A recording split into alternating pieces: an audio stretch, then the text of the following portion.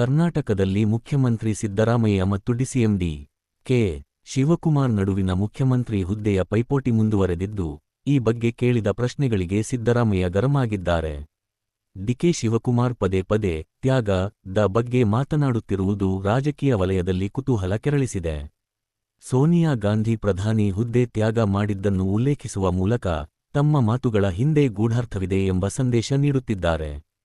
CM ಬದಲಾವಣೆ ಬಗ್ಗೆ high command ಹೊರತುಪಡಿಸಿ ಇನ್ಯಾರು ಮಾತನಾಡಿದರೂ ಅರ್ಥವಿಲ್ಲ ಎಂದು ಡಿಕೆಶಿ ಹೇಳಿದ್ದಾರೆ. ನವೆಂಬರ್ ನಂತರ ಸಿಎಂ ಯಾರು ಎಂಬ ಚರ್ಚೆಯ ನಡುವೆ ಹೈಕಮಾಂಡೇ ಅಂತಿಮ ನಿರ್ಧಾರ ತೆಗೆದುಕೊಳ್ಳಲಿದೆ ಎಂದು ತಿಳಿಸಿದ್ದಾರೆ.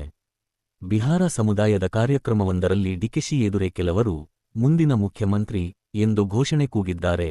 ಇದು ಮತ್ತಷ್ಟು ರಾಜಕೀಯ ಚರ್ಚೆಗೆ ಕಾರಣವಾಗಿದೆ. ಬೆಂಗಳೂರಿನ ಹೆಬ್ಬಾಳ ಸಿಲ್ಕ್ಬೋರ್ಡ್ ಜಂಕ್ಷನ್ ಸುರಂಗ ರಸ್ತೆ ಯೋಜನೆ ಬಗ್ಗೆ ವಿರೋಧ ಪಕ್ಷದ ನಾಯಕ ಆರ್. ಅಶೋಕ್ ಜೊತೆಗಿನ ವಾಗ್ವಾದ ಮುಂದುವರೆದಿದೆ. ಯೋಜನೆಯ ಬಗ್ಗೆ ಜನರಿಗೆ ಮಾಹಿತಿ ನೀಡಲು ಅಶೋಕ್ ನೇತೃತ್ವದಲ್ಲಿ ಸಮಿತಿ ರಚಿಸಲು ಡಿಕೆಶಿ ಸಿದ್ಧರಿದ್ದಾರೆ. ಟನಲ್ ರಸ್ತೆ ಬಗ್ಗೆ ತೇಜಸ್ವಿ ಸೂರ್ಯ ನೀಡಿದ ಸಲಹೆಗಳನ್ನು "ಎಳಸು" ಮತ್ತು "ವೇಸ್ಟ್ ಮೆಟೀರಿಯಲ್" ಎಂದು ಡಿಕೆಶಿ ಲೇವಡಿ ಮಾಡಿದ್ದಾರೆ. ಈ ಬಗ್ಗೆ ದಿನೇಶ್ ಗುಂಡೂರಾವ್ ಅವರು ಡಿಕೆಶಿ ನಡೆಗೆ ಅಸಮಾಧಾನ ವ್ಯಕ್ತಪಡಿಸಿದ್ದಾರೆ. ಇತ್ತೀಚೆಗೆ ಯತ್ನಾಳ್ ತಮ್ಮನ್ನು "ವಿರೋಧ ಪಕ್ಷಕ್ಕೆ ವಿರೋಧ ಪಕ್ಷ. ಬೇಕಿದ್ದರೆ ನನ್ನನ್ನು ಹಿಂದೂ ಇಲಿ ಎಂದು ಕರೆಯಿರಿ" ಎಂದು ಹೇಳುವ ಮೂಲಕ ಸುದ್ದಿಯಾಗಿದ್ದರು. ಈ ಹೇಳಿಕೆಗೆ ಎಂಪಿ ರೇಣುಕಾಚಾರ್ಯ ಸೇರಿದಂತೆ ಇತರ ನಾಯಕರಿಂದ ಟೀಕೆ ವ್ಯಕ್ತವಾಗಿತ್ತು. ರಾಜ್ಯದಲ್ಲಿ ಮುಖ್ಯಮಂತ್ರಿ ಹುದ್ದೆಯ "ಪವರ್ ಶೇರಿಂಗ್' ಅಧಿಕಾರ ಹಂಚಿಕೆ ಬಗ್ಗೆ ಕೇಳಿದ ಪ್ರಶ್ನೆಗೆ ಸಿದ್ದರಾಮಯ್ಯ ಅವರು ಗರಂ ಆಗಿ ಪ್ರತಿಕ್ರಿಯಿಸಿದ್ದಾರೆ. ಕೇಂದ್ರ ಸರ್ಕಾರದ "ಮಲತಾಯಿ ಧೋರಣೆ''ಯನ್ನು ಖಂಡಿಸುವುದಾಗಿ ಸಿಎಂ ಹೇಳಿದ್ದಾರೆ. ವಸತಿ ಸಚಿವ ಜಮೀರ್ ಅಹ್ಮದ್ ಖಾನ್ ಅವರು ಹುಬ್ಬಳ್ಳಿಯಲ್ಲಿ ಮಹಿಳೆಯೊಬ್ಬರ ಮನವಿ ಪತ್ರವನ್ನು ಎಸೆದ ಘಟನೆ ಕ್ಯಾಮೆರಾದಲ್ಲಿ ಸೆರೆಯಾಗಿದ್ದು, ಟೀಕೆಗೆ ಗುರಿಯಾಗಿದೆ. ಬೆಂಗಳೂರು ಮೆಟ್ರೋದ ಪಿಂಕ್ ಲೈನ್ 2026ರ ಮೇ ತಿಂಗಳ ವೇಳೆಗೆ ಕಾರ್ಯಾರಂಭ ಮಾಡಲಿದೆ ಎಂದು ಡಿಕೆಶಿ ಘೋಷಿಸಿದ್ದಾರೆ. ಆದರೆ ಇದು ಬಿಎಂಆರ್ಸಿಎಲ್ನ ಹಿಂದಿನ ಹೇಳಿಕೆಗಳಿಗೆ ವಿರುದ್ಧವಾಗಿದೆ. ಬಿಜೆಪಿಯಿಂದ ಉಚ್ಚಾಟಿತರಾಗಿರುವ ಶಾಸಕ ಬಸನಗೌಡ ಪಾಟೀಲ್ ಯತ್ನಾಳ್ ಅವರನ್ನು ಮತ್ತೆ ಪಕ್ಷಕ್ಕೆ ಕರೆತರಲು ಪ್ರಯತ್ನಿಸಬೇಕು ಎಂದು ಬಿಜೆಪಿ ಶಾಸಕ ರಮೇಶ್ ಜಾರಕಿಹೊಳಿ ಬೆಂಬಲ ವ್ಯಕ್ತಪಡಿಸಿದ್ದಾರೆ. ಉಪಮುಖ್ಯಮಂತ್ರಿ, ಡಿಸಿಎಂ ಹುದ್ದೆಯನ್ನು ನಿಭಾಯಿಸುವಂತೆ ತಮಗೆ ಒತ್ತಾಯವಿದೆ ಮತ್ತು ಹೈಕಮಾಂಡ್ ಸೂಚಿಸಿದರೆ ಆ ಜವಾಬ್ದಾರಿಯನ್ನು ಹೊರಲು ತಾನು ಸಿದ್ಧ ಎಂದು ಜಮೀರ್ ಅಹ್ಮದ್ ಖಾನ್ ಹೇಳಿಕೆ ನೀಡಿದ್ದಾರೆ.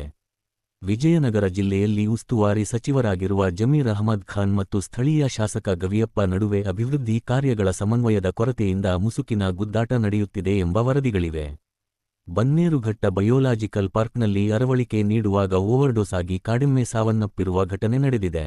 ಬೆಂಗಳೂರಿನಲ್ಲಿ ನಡೆಯುತ್ತಿರುವ ರಸ್ತೆ ಕಾಮಗಾರಿಗಳ ಗುಣಮಟ್ಟ ಕಾಪಾಡಲು ಮಹತ್ವದ ನಿರ್ಧಾರ ಕೈಗೊಳ್ಳಲಾಗಿದ್ದು, ಲಾಲ್ಬಾಗ್ಗೆ 10 ಕೋಟಿ ರೂಪಾಯಿ ಅನುದಾನ ನೀಡಲಾಗಿದೆ ಎಂದು ಡಿಕೆ ಶಿವಕುಮಾರ್ ತಿಳಿಸಿದ್ದಾರೆ.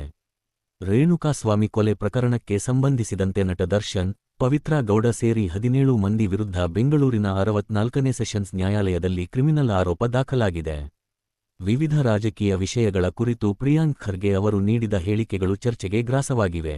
ಬೆಂಗಳೂರು ಮತ್ತು ಹಂಪಿ ನಡುವೆ ಸ್ಟಾರ್ ಏರ್ ವಿಮಾನ ಸೇವೆ ಇಂದಿನಿಂದ ಆರಂಭಗೊಂಡಿದೆ. ಯತ್ನಾಳ್ ನನ್ನ ವಿರುದ್ಧ ಹೋಗುವುದಿಲ್ಲ, ಆ ಕಾರಣಕ್ಕಾಗಿಯೇ ನಾವು ಪದೇ ಪದೇ ಭೇಟಿಯಾಗುತ್ತೇವೆ ಎಂದು ಜಾರಕಿಹೊಳಿ ಹೇಳಿದ್ದಾರೆ. ಯತ್ನಾಳ್ ಜೊತೆಗಿನ ತಮ್ಮ "ದೋಸ್ತಿ ಮಸ್ತ್ ಐತಿ, ಸ್ನೇಹ ಚೆನ್ನಾಗಿದೆ' ಎಂದು ಈ ಹಿಂದೆ ಯತ್ನಾಳ್ ಸಹ ಹೇಳಿದ್ದರು. ಆರ್. ಅಶೋಕ್ ಅವರು ಬೆಂಗಳೂರು ಸುರಂಗ ರಸ್ತೆ ಯೋಜನೆಯನ್ನು ತೀವ್ರವಾಗಿ ವಿರೋಧಿಸಿದ್ದಾರೆ. ಈ ಯೋಜನೆಯ ಮೂಲಕ ಕಾಂಗ್ರೆಸ್ ಸರ್ಕಾರವು ಲಾಲ್ಬಾಗ್ಗೆ ಸಮಾಧಿ ಎಗೆಯುತ್ತಿದೆ ಎಂದು ಆಕ್ರೋಶ ವ್ಯಕ್ತಪಡಿಸಿದ್ದಾರೆ.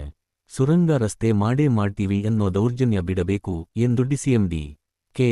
ಶಿವಕುಮಾರ್ ವಿರುದ್ಧ ಗುಡುಗಿದ್ದಾರೆ.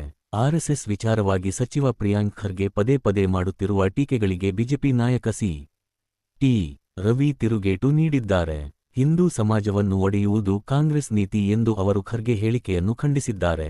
ಆರ್ಎಸ್ಎಸ್ ನೋಂದಣಿಯಾಗದ ಸಂಸ್ಥೆಯಾಗಿದ್ದು, ಅದಕ್ಕೆ ಅನುಮತಿ ಏಕೆ ನೀಡಬೇಕು ಎಂದು ಪ್ರಿಯಾಂಕ್ ಖರ್ಗೆ ಮತ್ತೆ ಪ್ರಶ್ನಿಸಿದ್ದಾರೆ. ಆರ್ಎಸ್ಎಸ್ ಪಥಸಂಚಲನಕ್ಕೆ ಸಂಬಂಧಿಸಿದಂತೆ ಹೈಕೋರ್ಟ್ನಲ್ಲಿ ವಿಚಾರಣೆ ನಡೆಯುತ್ತಿದ್ದು, ನವೆಂಬರ್ 2ರಂದು ನಡೆಯಬೇಕಿದ್ದ ಪಥಸಂಚಲನವು ನ್ಯಾಯಾಲಯದ ಆದೇಶದ ಮೇರೆಗೆ ಮುಂದೂಡಲ್ಪಟ್ಟಿತ್ತು. ಮೈಸೂರಿನ